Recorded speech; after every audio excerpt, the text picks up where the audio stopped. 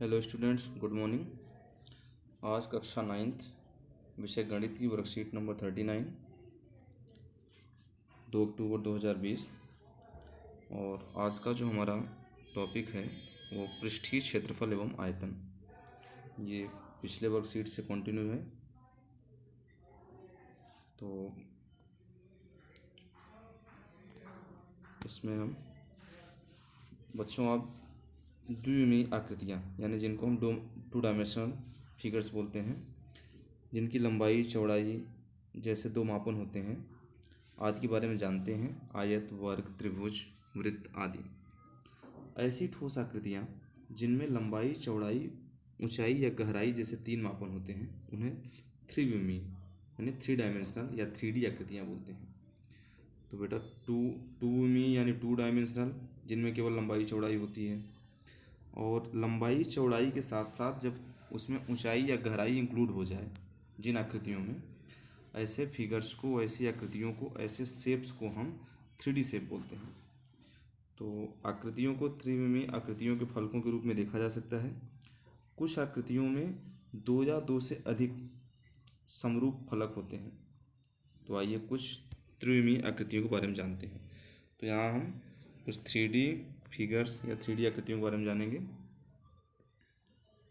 तो एक टूथपेस्ट के खाली डब्बे के सभी फलकों के आकार को ध्यान से देखिए। सभी फलक आयताकार व सम्मुख फलक सर्वांगसम होते हैं। ऐसी आकृतियों को घनाभ कहते हैं। यहाँ देखिए पेप्सोडेंट का एक टूथपेस्ट का जो कवर है खाली डिब्बे का, तो जो ये शेप है वो घनाभ की शेप बोली जाती है, क्योंकि इसमें इसके जो सभी फलक हैं वो आयताकार हैं। आप इसको देखिएगा, इसमें 6 फलक हैं, ऊपर नीचे आगे पीछे और दोनों साइड्स में कुल मिला के 6 फलक हैं। और 6 फलक में 2-2 सर्वांगसम हैं, ऊपर नीचे के सर्वांगसम होगा। तो ऐसी आकृतियों को हम घनाभ कहते हैं। यदि इसी डिब्बे के सभी फलक वर्गाकार और सर्वांगसम हों तो ऐसी आकृति को हम घन कहेंगे।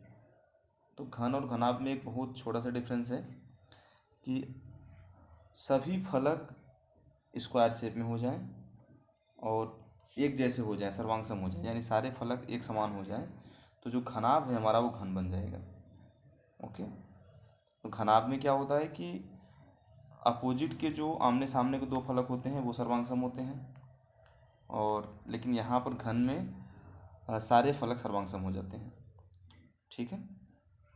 जो हम डाइस लूडो खेलने के लिए यूज़ करते हैं वो एक घन के शेप का होता है। ऐसे बहुत सारे एग्जाम्पल हैं। इसमें जो घन शेप होता है हमारा, उसमें लंबाई, चौड़ाई और ऊंचाई तीनों चीज़ें बराबर होती हैं, जबकि घनाभ के लिए ऐसा होना ज़रूरी नहीं है। ओके।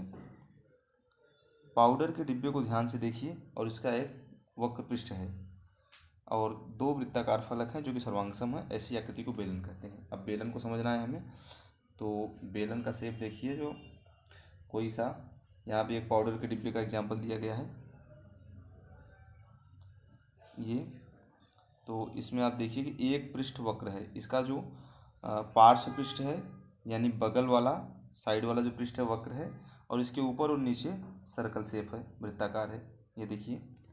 तो ऐसी आकृतियों को बेलनाकार कहते हैं। बहुत सारे एग्जाम्पल हमारे डेली लाइफ में ऐसे हैं। ट्यूबलाइट हो गया और ढेर सारे एग्जाम्पल हैं जो कि बेलन बेलन के शेप में होते हैं। तो कुछ ठोस आकृतियों में कोई फलक सर्वांगसम नहीं होता। आइए ऐसी कुछ आकृतियों के बारे में जानते हैं। अब इसमें जो अपोजिट बेलन में जब हम बात कर रहे हैं तो इसके जो ऊपर और नीचे यानी अपोजिट फलक तो सर्वांगसम है, ठीक है, और जो पार्श्व वाला यानी बगल वाला पृष्ठ है वो वक्रीय है। अब कुछ और एग्जाम्पल देखिए। ये शंकु का एग्जाम्पल दिया जा रहा है। इसमें क्या है कि इस आकृति में एक वक्रीय व एक समतल फलक है। यदि आधार को बंद रखा जाता है तो इसे शंकु कहते हैं। इसे दिखने में जन्मदिन पर पहने जाने वाले टोपी की तरह होता है। टोपी हो गई और जो लट्टू नचाने वाला होता है, ये शंकु के शेप में होते हैं। इसमें एक वक्री और एक समतल। आप बेलन में देखिएगा उसमें एक वक्री था लेकिन दोनों साइड में समतल थे। यहाँ पर नीचे एक समतल वृत्त है शंकु में, लेकिन ऊपर एक पॉइंट मिलता है और इसका जो पार्ट्स वाला पार्ट है वो वक्री है। तो ऐसे शेप को हम शंकु कहते हैं।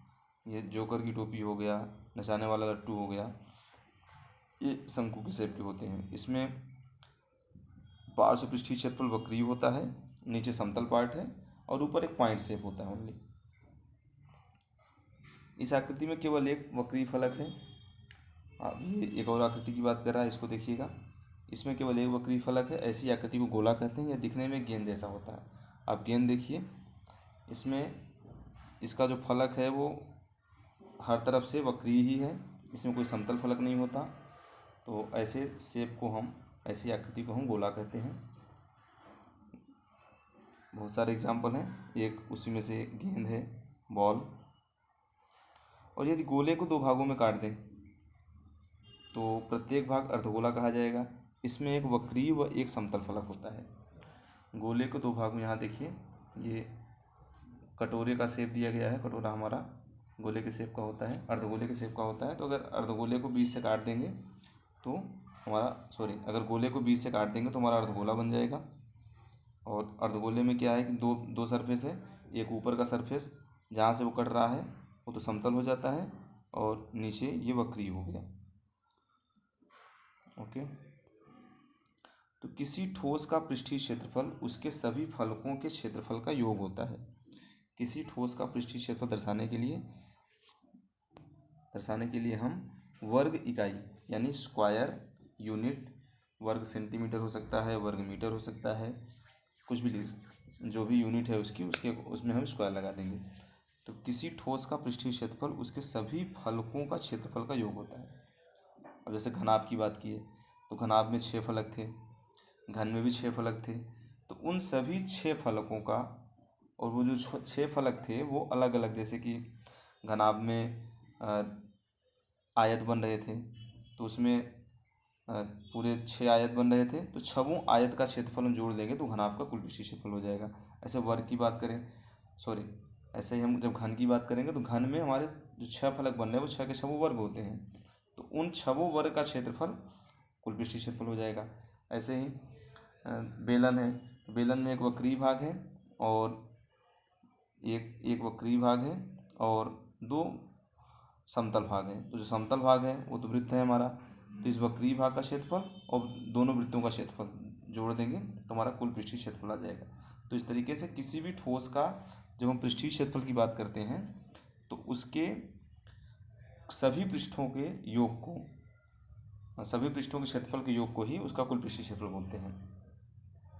तो किसी अच्छा, ये तो पृष्ठीय क्षेत्रफल की बात हो गई। अब आयतन। तो किसी भी त्रिविमीय वस्तु द्वारा घिरी हुई जगह उसका आयतन कहलाती है।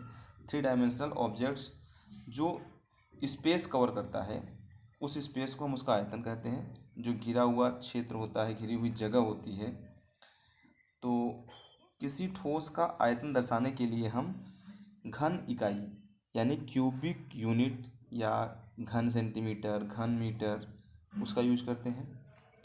इस प्रकार हम कह सकते हैं किसी ठोस का आयतन मापने के लिए हमें उस स्थिति में घन इकाइयों को गिनते हैं। तो आयतन यानी जो वो स्पेस में जगह घेरता है, कोई भी ऑब्जेक्ट, कोई भी 3D वस्तु स्पेस में जो जगह घेरती है उसको हम उसका आयतन बोलते हैं। ओके। तो इस वर्कशीट में बस ये पृष्ठीय क्षेत्रफल एवं आयतन के बारे में आपको थोड़ा सा इंट्रोड्यूस किया गया। ये घन, घनाभ, बेलन, शंकु, गोला, अर्धगोला, इनके बारे में परिचय कराया गया। और अगले वर्कशीट में इससे संबंधित फॉर्मूले मिलेंगे, सूत्र मिलेंगे और फिर क्वेश्चंस को हल करेंगे। अब यहाँ पर एक उचित मिलान कीजिए, हमें शेप को समझना है। और तो बीच में से आधा कटा नींबू, तो ये बीच में से आधा कटा नींबू ये निश्चित रूप से अर्धगोले का पार्ट है। नींबू हमारा गोले के शेप का होता है, जब आधा काट देंगे तो अर्धगोला बन जाएगा। जूते का डिब्बा, तो जूते का डिब्बा आपको पता होना चाहिए घनाभ के शेप का हो जाएगा। फुटबॉल, फुटबॉल यानी बॉल, बॉल हमारा गोले की शेप में होगी। लूडो खेलने वाला पासा, ये अभी हमने डिस्कस किया था, इसके सारे फलक वर्ग होते हैं, ये घन हो गया हमारा। ट्यूबलाइट, ट्यूबलाइट आप देखिएगा बेलन के शेप का है। और आइसक्रीम, आइसक्रीम ये हमारी शंकु के शेप की हो जाती है। ठीक है, तो ये सारे फिगर आपको समझ में आ गए होंगे, ये जो 3D आकृतियाँ थी। और यहाँ पर देखना दिया हुआ है सभी के कोई दो उदाहरण सोचिए और लिखिए। आपको ये खुद से सोचना है। जैसे घनाभ है तो घनाभ के दो एग्जाम्पल आपने खुद से कॉपी में लिखना है। घन के दो एग्जाम्पल लिखना है, इसमें एक एक तो दिया गया है, और दो एग्जाम्पल उसके मतलब जैसे पेप्सोडेंट टूथपेस्ट का डिब्बा है वो घनाभ है, तो ऐसे और कौन सी आकृतियाँ होती हैं जो घनाभ के शेप की होती हैं। और ये पाउडर का डिब्बा इसने दे दिया कि बेलन है, तो ऐसी और कौन सी चीज़ें हैं जो बेलन के शेप में होती हैं, इनको आपने अपने कॉपी में लिखना है। ठीक है, तो मिलते हैं नेक्स्ट वर्कशीट में। Okay, thank you.